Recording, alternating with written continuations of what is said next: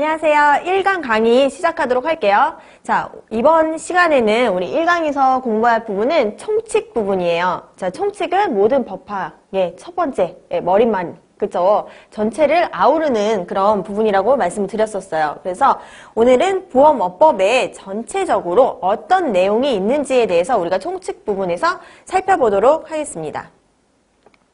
자, 첫 번째로 우선 보험이 뭔지 알아야 우리가 보험업법이 무엇인지를 알 수 있겠죠?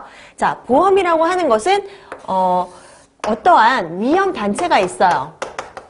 이 위험단체는 동일한 위험단체겠죠? 어떠한 동일한 위험에 처한 사람들이 어떠한 단체를 형성을 해요. 그래서 보험회사하고 보험 계약을 체결하게 되죠. 그래서 보험 계약을 체결을 하게 된다고 하면은 이 위험 단체인 보험 계약자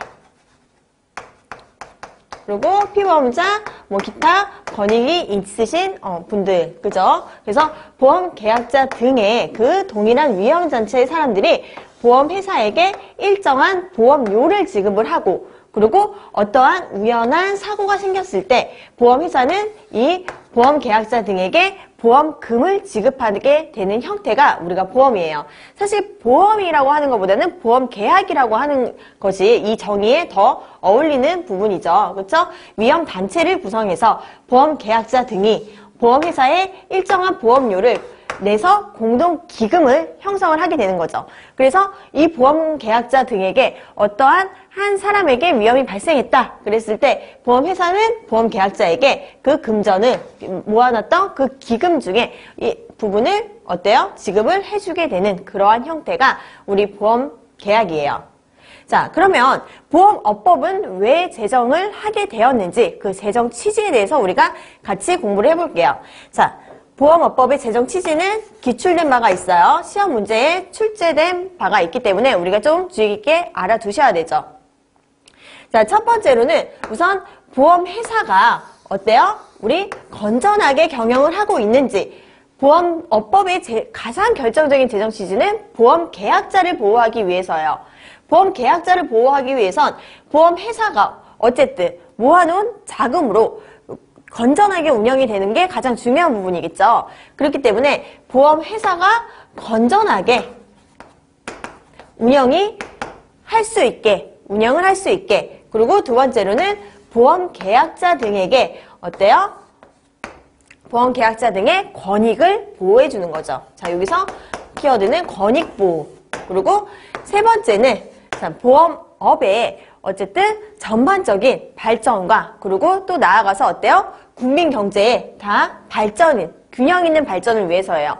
자, 어쨌든 위험 단체를 만들었기 때문에 여기 안에서 위험이 일정 부분 보험회사에 그 위험이 전가가 되는 거죠. 내가 일정한 보험료를 납부하긴 하지만 나에게 큰 위험이 닥쳤을 때 보험회사에서 그 부분을 해결을 해줘요. 그렇기 때문에 그 손실을 최소화시켜주기 때문에 국민 경제의 균형 있는 발전을 도모하는 그런 제정 취지도 있다고 볼 수가 있겠어요. 자, 그러면 법적 성질에 대해서 볼게요. 보험업법의 법적 성질은 어떠한가? 자, 보험업법은 공보험하고 사보험의 혼합법률이라고 볼 수가 있어요. 자, 공보험이 무엇인데, 사보험이 무엇인데, 여기가 의문이 되시겠죠? 자, 공보험이라고 하는 것은 국가하고 개인을 규율하는 법률을 우리가 공보험이라고 해요. 그리고 사보험은 개인과 개인에 대해서 규율하는 그런 법률을 사보험이라고 해요. 그럼 보험업법이 왜 공보험적인 성격이 있는지, 자, 국가가 개입을 하게 되죠. 어떨 때 개입하죠? 우리 보험업을 허가받을 때, 그죠?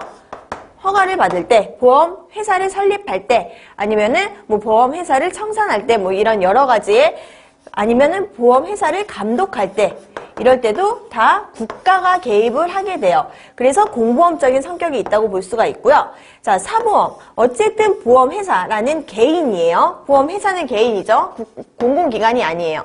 보험회사는 법인이에요. 영리를 추구하는 법인이죠. 그래서 보험회사인 개인과 또 보험계약자인 개인을 규율하는 법률이기 때문에 공보험과 사보험의 혼용 법률이다, 혼합법이다 이렇게 얘기를 할 수가 있어요. 자, 보험회사라고 하는 것은,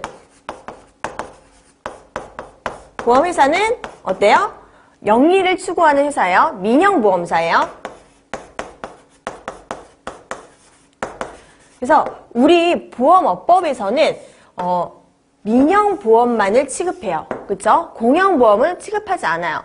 우리 민영보험회사, 뭐 삼성화재, 현대해상 이런 것들이 다 민영보험회사에 들어가는 부분이죠. 그 민영보험회사를 규율하는 법이 보험업법이에요. 자, 민영보험사를 규율하는 것은 아무래도 영리를 추구하는 회사이기 때문에 규율하는 법이 제정이 됐겠죠. 그래서 여기서 우리가 들어가는 법률의 종류는 민영보험사를 위한 것이다. 조합이나 이런 부분은 어때요? 따로 우리가 제정이 되어 있어요. 자, 조합이라고 하는 것은 어떤 거죠? 조합원이 가입하는 뭐 공제 형태를 말하는 거죠. 그런 거는 이제 개별적으로 법률이 달리 정해져 있기 때문에 그 부분은 보험업법에서 관여하는 부분은 아니에요.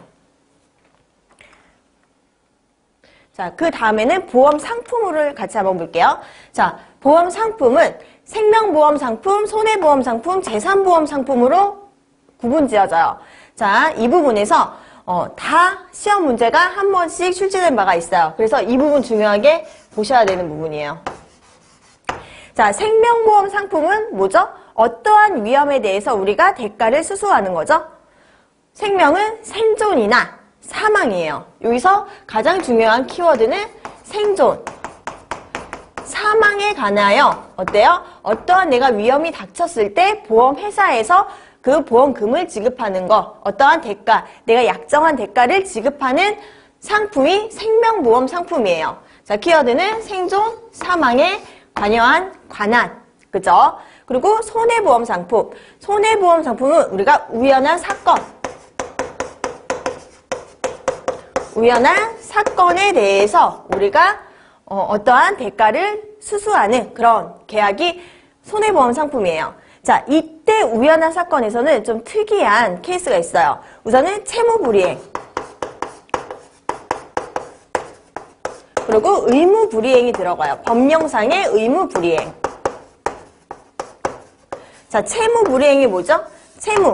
채무를 내가 어떠한 돈을 빌리고 갚지 않는 형태를 채무불이행이라고 하죠. 자, 채무불이행은 세 가지로 구분이 되어져요. 채무 이행지체 아니면 이행불능 아니면 불안전급부가 있어요. 자, 이행지체라고 하는 것은 우리가 이행을 제때 하지 않는 거죠. 그리고 이행불능이라고 하는 것은 이행을 아예 하지 않은 거. 그리고 불안전급부는 이행을 하긴 했는데 내가 돈을 갚긴 갚았는데 온전하게 갚지 못한 그런 형태예요. 그래서 채무불이행도 손해보험의 상품에서는 담보가 된다는 거예요. 이런 위험 자체가.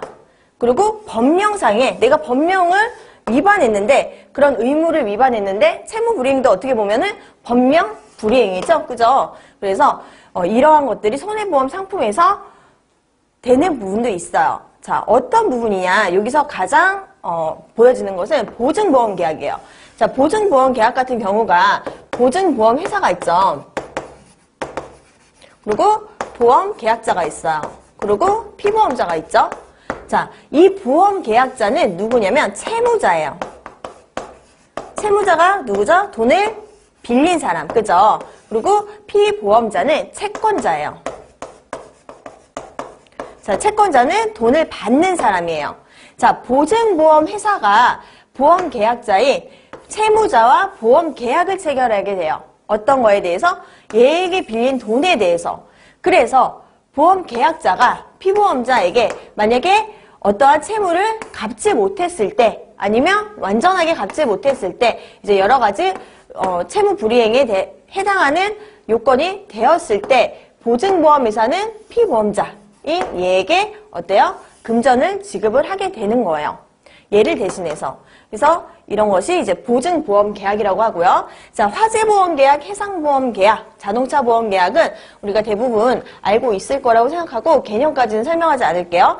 그리고 생명연금 퇴직도, 그죠? 우리가 살아있는 동안 어때요? 어떠한 연금, 퇴직, 내가 노후를 보장하기 위해서 우리가 보험계약을 체결하는 것들이 연금퇴직보험계약이고 생명보험계약은 뭐 생존이나 사망, 그죠? 이런 것들에 대해서 우리가 담보하기 위해서 가입을 하는 것이고 그리고 재보험계약이라고 하는 것도 특수한 보험계약이에요. 이것도 이제 나중에 손해사정 이론에서도 같이 공부를 해보실 텐데 재보험계약 같은 경우는 보험회사가 있어요. 그리고 보험회사와 보험계약을 체결하게 되죠. 그러면 보험계약자의 위험이 너무나도 큰 위험들이 있어요. 거대 위험들.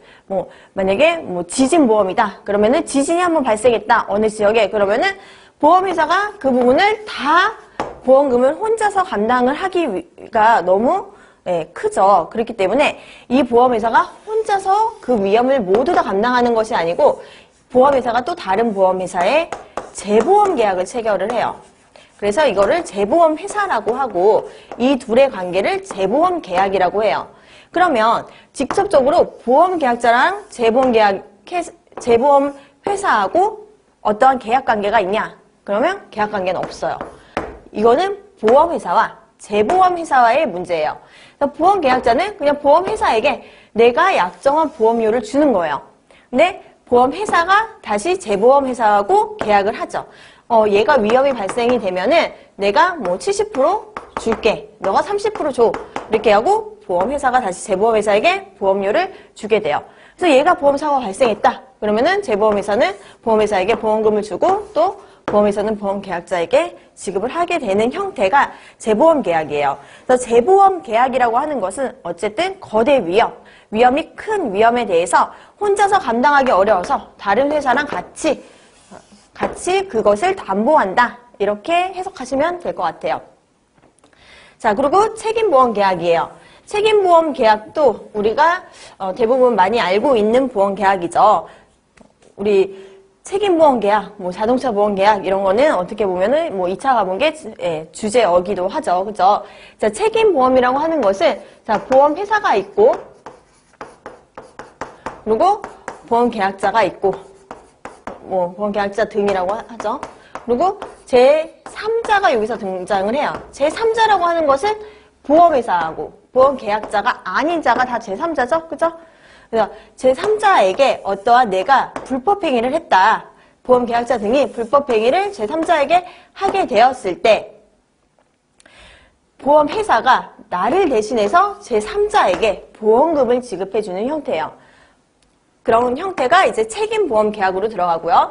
그리고 기술, 권리, 도난, 유리, 동물, 다 원자력, 비용, 날씨 이런 것들은 그냥 비가 오면은 아니면 천재지변이 일어났을 때 우박이 떨어졌을 때 여러 가지 이렇게 나오는 부분인데 특별하게 어떤 개념이 중요한 부분은 아니에요. 그래서 손해보험 계약 상품에는 이러한 것들이 있다라는 것을 우선은 알아두셔야 돼요. 자, 생명보험 상품에는 우선 생명, 연금, 퇴직 이렇게 딱 세 가지가 있죠. 그래서 세 가지니까 외우기가 쉬워요. 어쨌든 내가 생전에 내가 어느 시점까지 살았을 때 내 생명을 담보해서 이때까지 살면은 보험금을 지급하거나 사망했을 때 유가족에게 보험금을 지급하거나 아니면 연금 어쨌든 살아있을 때 내가 연금 노후했을 때 늙었을 때 어때요? 내가 어떠한 보험금을 정기적으로 이렇게 지급을 받는 거고 퇴직보험도 어때요? 내가 실직을 했을 때 실업을 했을 때 그죠? 그랬을 때 퇴직연금을 받는 거죠. 그래서 생명보험 계약은 이렇게 세 종류가 있고 손해보험 상품은 14개가 있죠. 이거 앞글자 따서 외우셔야 됩니다. 자, 화, 해 이렇게 외우시면 되고요. 그리고 자보 저도 공부했을 때 이렇게 외웠어요. 이거를 그냥 무조건 쭉쭉쭉쭉 외우는 게 답은 아니에요. 우리가 이런 열거된 문장들이 정말 많아요. 보험법에서.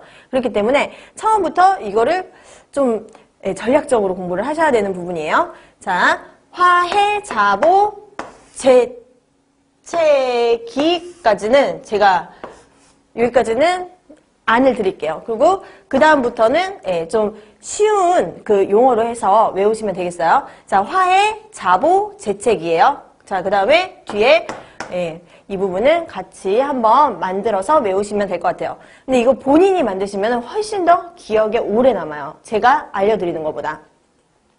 자, 그러면 제3보험 상품, 이게 시험 문제에 나왔었어요. 자, 제3보험 상품은 어떤 것이냐? 제3보험 상품은 우리가 간병, 그리고 상해, 질병을 담보로 하는 거예요.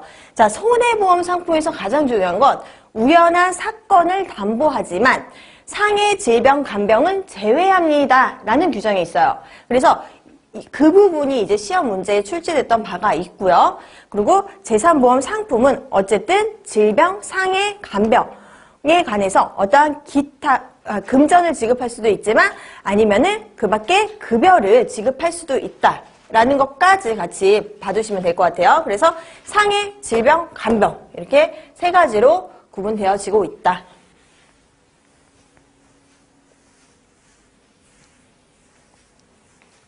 자, 보험 상품 부분은 시험 문제에 자주 출제가 되고 있으니까 꼭 알아두시고 여기서 가장 중요한 거 이제 그 다음에 이 예외 규정이에요. 자, 예외 규정도 시험에 자주 나와요. 원래 모든 시험, 객관식 시험에는 예외가 자주 출제가 되죠. 그래서 예외 규정은 꼭 같이 알아두셔야 돼요. 자, 첫 번째로 고용보험, 국민연금, 무슨 법까지는 모르셔도 돼요. 여기까지는 안 나와요. 어떤 보험인지, 어떤 보험들이 있는지 이 용어들을 아시는 게 가장 중요해요. 그래서 고용보험, 국민연금, 산업재해보상보험, 그리고 선불식 할부계약, 건강보험, 장기요양보험이에요. 자, 그러면 우리가 이거 어떻게 쉽게 외울 수가 있냐? 자, 고용보험, 국민연금, 산재, 건강보험. 여기까지는 우리 4대 보험 중에 1점이죠. 그래서 4대 보험이에요. 이거는 제외되는 거예요. 왜 제외되냐? 왜 보험업법에서 보는 상품이 아닌지에 대해서 우리가 또 궁금하죠. 이것은 관련 법이 따로 있어요. 이거는 어때요? 공용보험이잖아요. 그죠? 우리 민영보험사에서 운영을 하는 게 아니에요. 국가에서 운영을 하는 거기 때문에 이거에 대해서는 따로 법률이 제정이 되어 있고 보험업법에서 얘기하는 보험 상품에 해당하지가 않는 거예요. 그래서 고용보험, 국민연금, 산재, 그리고 건강보험 여기까지가 4대 보험이고 자, 장기요양보험, 노인들을 위한 그 장기요양보험 법이 따로 제정이 되어 있어요. 그렇기 때문에 이 부분도 해당 사항이 없고 자, 선불식 할부계약. 자, 선불식 할부계약이 무엇이냐? 이게 또 우리가 좀 궁금하죠. 이 부분은 선불식 할부계약이라는 건 상조회사를 생각하시면 돼요. 자, 우리 상조회사는 어떤 형태로 운영이 되죠? 상조회사를 보험으로 생각하시는 분들 많아요. 근데 상조회사는 보험업법상의 회사가 아니에요. 자, 상조회사라는 것은 우선은 먼저 어떠한 할부로 인해서 2개월 이상이 되는 기간에 내가 보험료라는 어떠한 급여를 회사에 지급을 하고 일정한 어떠한 그 시점이 됐을 때 이 시점이 됐을 때 내가 일부를 지급받거나 아니면 전부를 지급받는 형태의 그런 계약이 선불식 할부계약이에요. 그래서 상조회사 같은 경우는 어때요? 계속적으로 내가 어떠한 보험료를 좀 나눠서 내다가 내가 뭐 사망을 하거나 아니면 누군가를 위해서 만약에 들었다고 하면 그 위한 사람이 사망을 하게 됐을 때 어떠한 뭐 장례비라든지 기타 급여를 지급을 해주게 되어 있죠. 이런 것들이 선불식 할부계약이에요. 미리 선불로 내가 할부를 먼저 지급을 하고 어떠한 일정한 요건이 되었을 때 지급을 받는 형태를 얘기하는 거예요. 자, 보험업에 대해서 그 밑에 부분에 나와 있죠. 자, 보험업이라고 하는 것은 그냥 보험을 업으로 하는 것을 보험업이라고 하는 거죠. 이 부분은 쉬우니까 그냥 넘어갈게요. 자, 보험회사예요. 자, 보험회사는 우리가 세 가지 형태로 나눠줄 수가 있어요. 자, 첫 번째로는 주식회사가 있고요.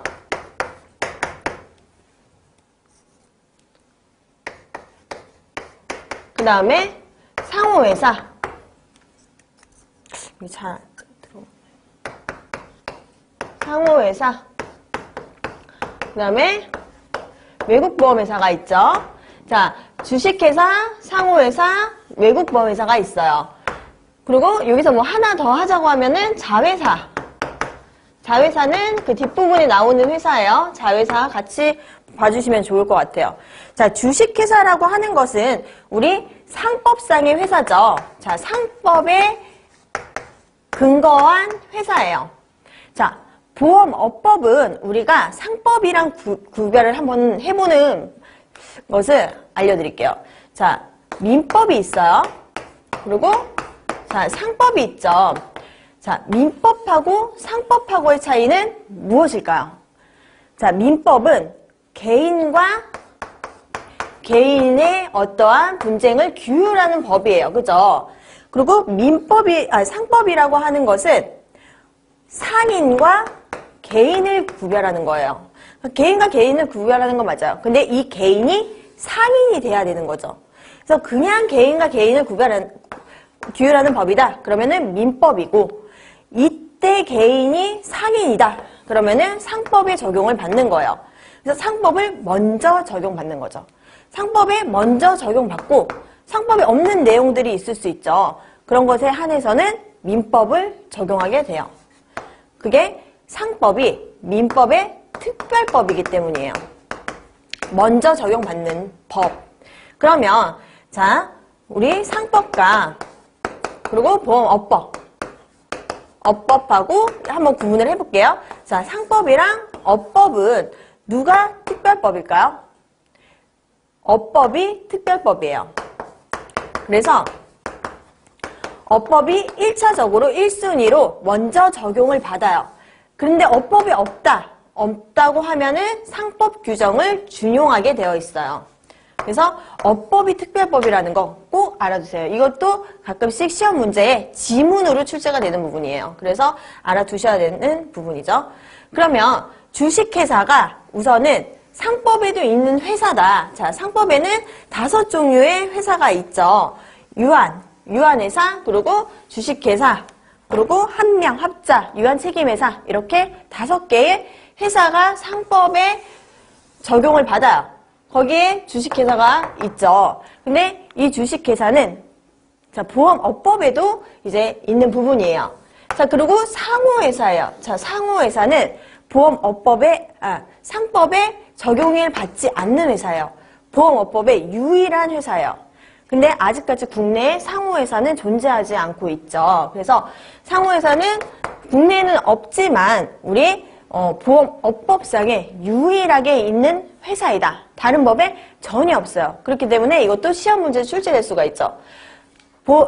상호회사는 보험업법에만 있는 회사다. 우리 모모에만 하나로 국한되면은 왠지 틀린다 같죠. 근데 상호회사는 정말 우리 보험업법밖에 규정이 없는 회사예요. 그리고 외국보험회사 이렇게 있죠. 그래서 주식회사하고 상호회사가 이제 좀 중요한 부분이에요. 외국보험회사도 이제 시험 문제에 한 문제씩 이제 출제되는 부분이 있지만, 자, 어떠한 차이점이 있냐, 이들은. 주식회사라고 하는 것은 자본금을 형성해요. 누가 형성하죠? 이사들이 형성을 하죠. 그래서 어떠한 운영을 해서 수익이 났다. 그러면 어때요? 이자를 배당하게 되죠.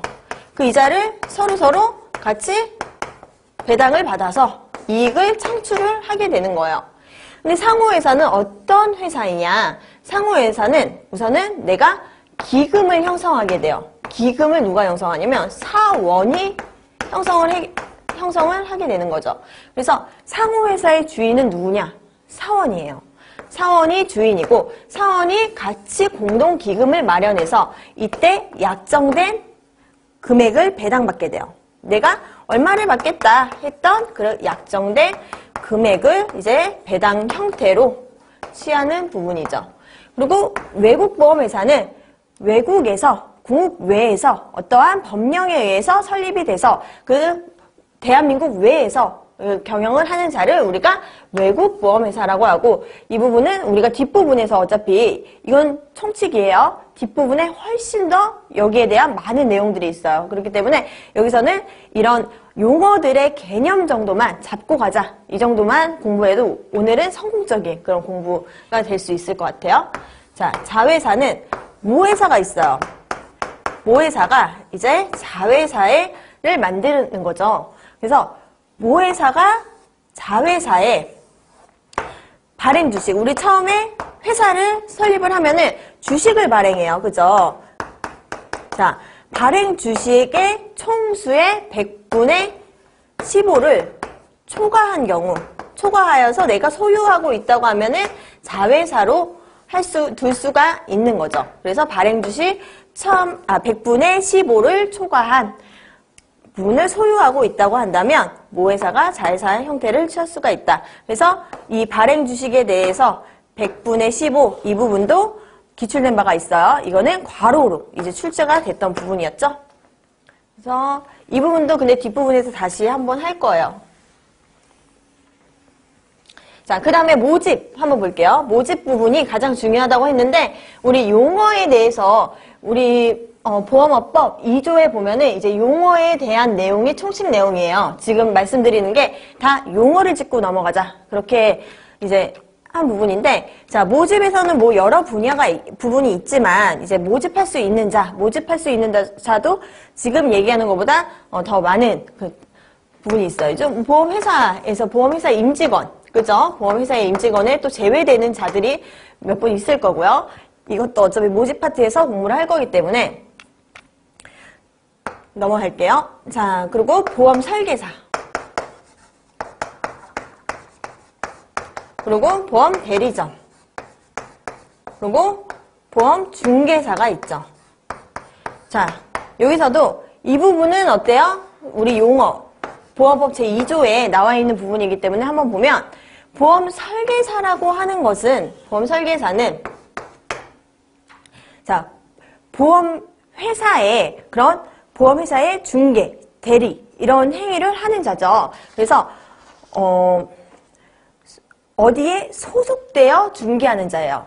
그러니까 다들 영업을 하는 자예요. 보험 상품을 판매하는 자죠.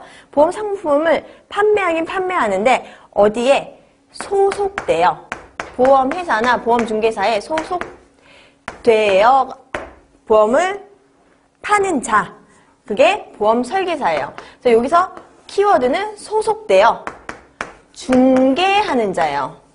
자, 대리점이라고 하는 것은 보험회사를 위하여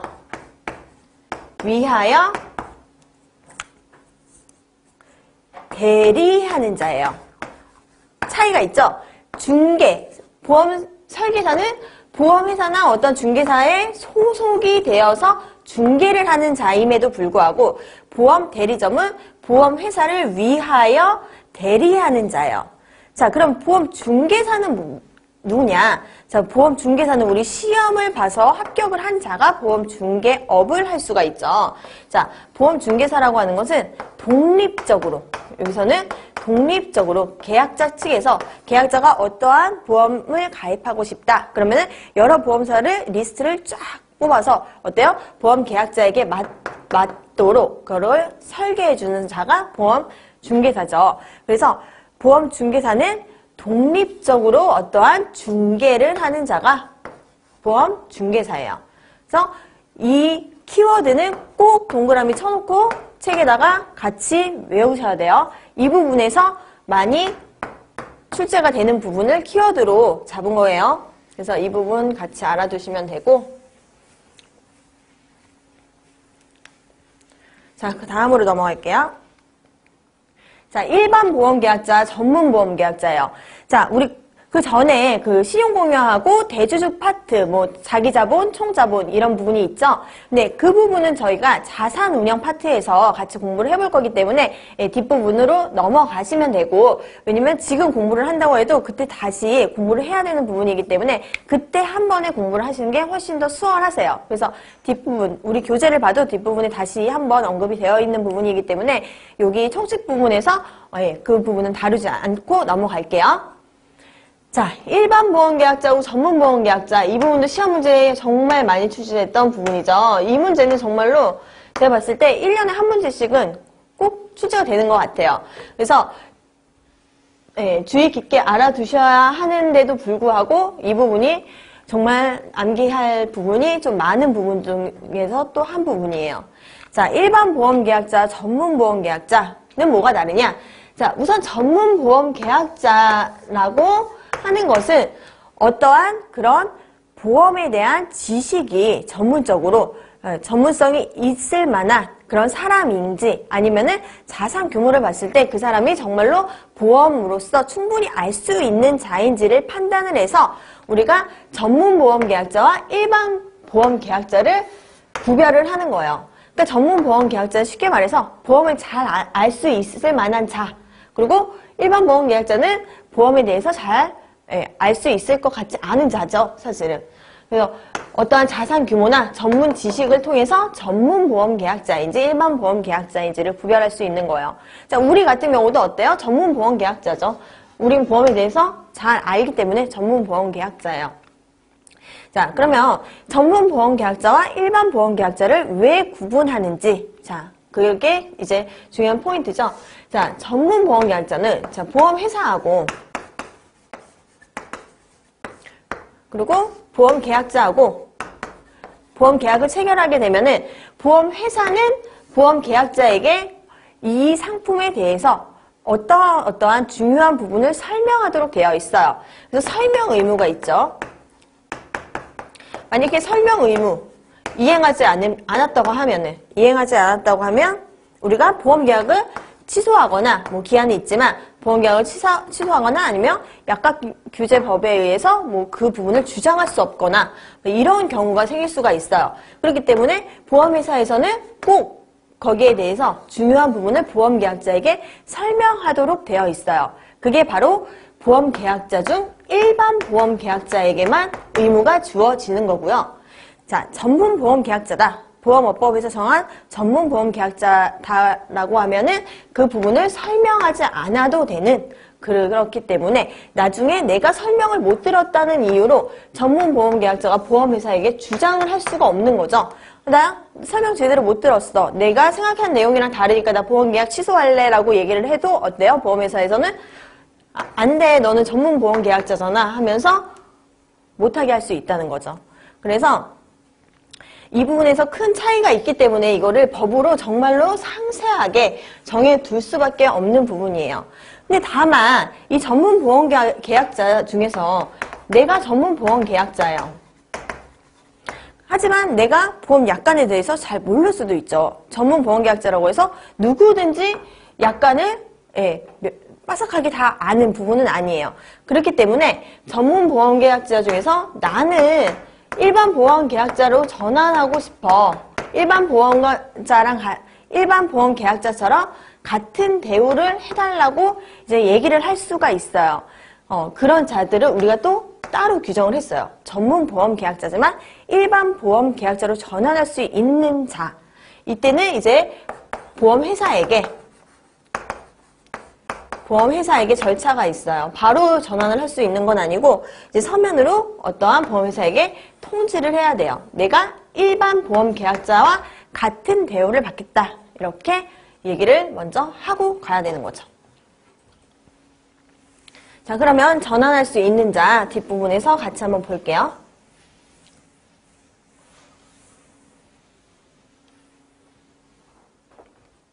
자, 전문보험 계약자의 범위가 쭉 나와 있죠? 자, 우선 첫 번째로 국가가, 그쵸? 전문보험 계약자의 범위에 들어가 있죠? 그리고 한국은행, 자산 규모가 우선 크고, 그죠? 우리가 봤을 때도 전문성이 있어 보이는 그런 경우는 전문보험 계약자라고 해요. 자, 국가도 보면은 국가에 전문적으로 보험에 대해서 만약에 보험 계약을 뭐 여러 가지 지자체 보험이라든지 여러 가지 막 그런 보험을 체결을 할 수가 있는 경우가 있어요. 근데 국가에서 전문 보험자들을 다 두고 있겠죠. 그렇기 때문에 국가, 뭐 한국은행도 그렇고, 그리고 금융기관, 보험회사라든지 금융지주회사, 뭐 농협중앙회, 그죠? 이런 부분에 대해서는 다들 어때요? 전문보험계약자로 보고 있는 거예요. 자, 다만 전문보험계약자 중에서 이제 중요한 부분. 이 부분이 중요해요. 이 부분이 시험 문제에 많이 나와요. 근데 이 부분도 중요하지만 이 부분도 꼭 눈으로 익혀두셔야 돼요. 눈으로 익혀두셔야 되는 부분, 그리고 이거는 꼭 알고 있어야 되는 부분. 자, 전문보험계약자 중에서 우선 일반 보험계약자로 전환이 가능한 자예요. 전환이 가능한 자만 외워도 되는데 전환이 안 되는 자가 여기서 나오기 때문에 항상 시험 문제에 출제가 되는 거죠. 자, 지방자치단체예요. 지방자치단체 전환할 수 있어요. 그리고 주권상장법인이 전환을 할 수가 있고요. 자, 만약에 상장을 안 한 법인에 대해서는 어떻게 되죠? 상장을 안 한 법인은 우선은 전문보험계약자도 아니에요. 그래서 그 부분 알아두시면 되고, 그리고 자, 다음 기관의 준하는 여기는 외국 금융기관이에요. 외국 금융기관에 대해서 여기는 대통령령으로 정하는 금융기관이죠. 근데 여기는 외국 금융기관에 대해서만 어때요? 일반 보험 계약자로 전환할 수 있어요. 아무래도 외국 금융기관이라고 하면 뭐 당연히 국내에서 정말로 유능하신 분들이 업무를 하겠지만 뭐 우리가 그냥 외울 때는 외국 금융기관이기 때문에 일반 보험계약자로 전환을 해주는구나. 그냥 그렇게 생각을 하시면 좀 편하지 않을까라는 생각이 드는데요. 자, 그래서 어쨌든 금융기관은 여기 쭉 다 들어가요. 다 들어가는 부분이고, 여기서 또 출제됐던 부분은 우선은 제외되는 조항은 당연히 출제될 확률이 높아요. 제외되는 부분은 꼭 알아두셔야 돼요. 자, 우리가 우선은 금융투자업자는 해당이 되는데, 그리고 증권금융회사, 그리고 종합금융회사까지, 자금중개사 회사까지는 해당이 되는데 겸용금융투자업자는 안 된다. 그래서 겸용은 안 된다. 이거는 알아두시고 가시면 되고, 자, 뒷부분에도 자, 중소기업은행, 한국산업은행, 한국수출입은행까지는 되는데, 자, 여기서 기술보증기금, 신용보증기금, 기술 신용보증기금은 제외 규정으로 두고 있어요. 이 제외 규정도 시험 문제에 출제된 바가 있고요. 자, 그리고 이거는 그냥 국내 법인이고, 이거는 뭐 금융위원회가 정하여 고시하는 자기 때문에 이 부분은 어렵지 않게 보실 수 있으실 거라고 생각이 들어요.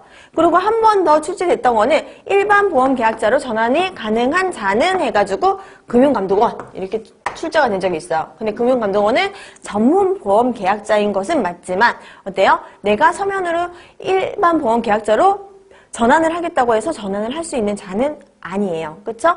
그런 부분으로 이제 시험 출제가 되는 거예요. 어떻게 출제되는지 이해가 가시죠? 자, 그 다음으로 넘어갈게요. 자, 보험계약의 체결에 대한 제한이에요.